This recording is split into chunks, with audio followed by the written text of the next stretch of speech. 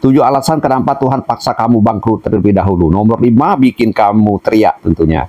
Kadang-kadang kita mikir ya, kenapa ya hidupku jadi begini seperti itu? Kenapa semua yang aku bangun tadinya jadi runtuh ya? Tenang kakak ya, kakak sedang tidak dihancurkan. Kakak sedang dibentuk ya. Tuhan tidak menjatuhkan kakak karena benci, karena Tuhan mau kamu naik level ya, dari manusia biasa menjadi pribadi yang luar biasa seperti itu kakak ya. Berikutnya ada 7 alasan kenapa Tuhan itu mau melihat kamu bangkrut terlebih dahulu seperti itu ya. Yang pertama kakak ya, untuk membersihkan cara berpikirmu ya.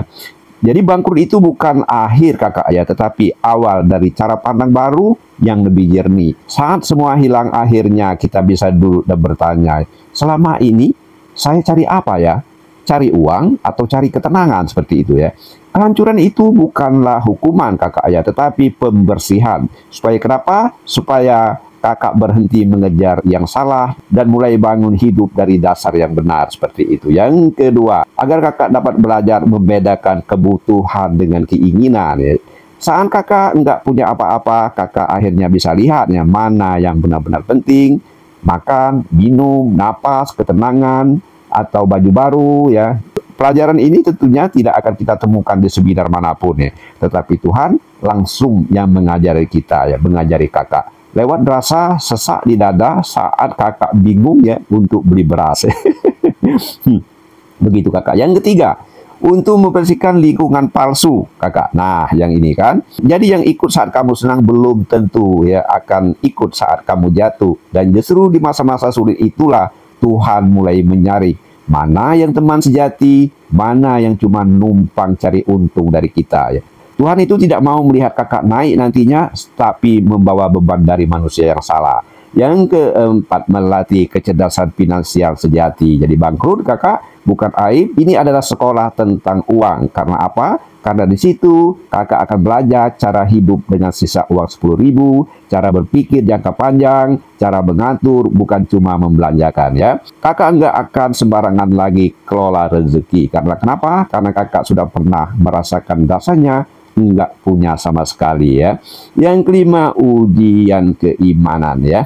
Ini bagian paling menggetarkan tentunya ya. Saat semua harta lenyap, Tuhan ingin tahu apakah kakak tetap akan percaya, masihkah kakak yakin akan bersama Tuhan tentunya ya. Iman yang kokoh bukan dibangun saat kaya, tetapi saat kakak enggak punya apa-apa. Tetapi kakak percaya Tuhan tidak akan meninggalkan kakak. Seperti itu.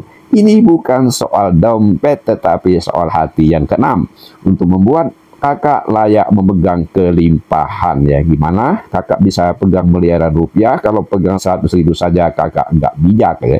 Bangkrut itu sekolah syukur. Jadi kalau kakak bisa bersyukur di titik nol, maka kakak juga siap menerima yang tak terbatas itu. Sekarang Tuhan tahan dulu rezeki kakak, bukan karena nggak sayang, tetapi karena dia tahu kakak pantas lebih kalau kakak lulus ujian ini. Yang ketujuh, agar kisah kakak jadi inspirasi banyak orang ya.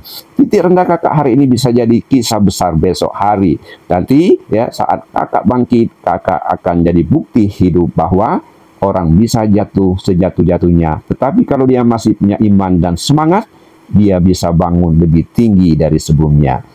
Tuhan sedang tulis naskah besar kakak hari ini. Bangkrut kakak adalah bab pertamanya. Sekarang pilihan itu ada di tangan kakak ya. Kakak mau terus mengeluh dan terjebak jadi korban kisah kakak sendiri, atau mulai bangkit dan buktikan bahwa kakak memang disiapkan untuk sesuatu yang lebih besar. Jangan lupa kakak-kakak komen, like, sub, dan follow ya.